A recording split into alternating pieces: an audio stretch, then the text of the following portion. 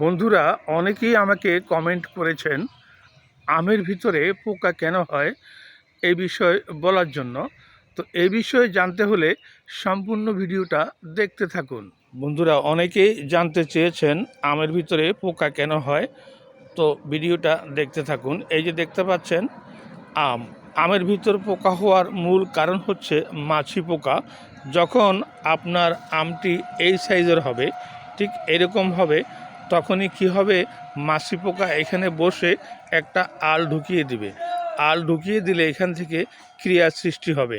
ক্রিয়া সৃষ্টি হওয়ার পরে আপনার আমটি যখন আস্তে আস্তে পরিপক্ক হতে থাকবে, আস্তে আস্তে বড় হতে থাকবে, বড় হতে হতে যখন এরকম হবে কিংবা আমটা সম্পূর্ণ পরিপক্ক হবে, তখনই যখন আপনি আমটা কাটতে যাবেন দেখবেন ভিতরে অনেকগুলা পোকা, ডিম্বাণু থেকে অনেকগুলা পোকা সৃষ্টি হয়ে গেছে। তাহলে এখন আপনাকে এই পোকা থেকে বাঁচতে হলে কি করতে হবে? যখনই আপনার আম এই গুটি আকার থেকে একটু বড় হবে, এইরকম হবে, ঠিক তখনই আপনি একটা কীটনাশক স্প্রে করে দিবেন।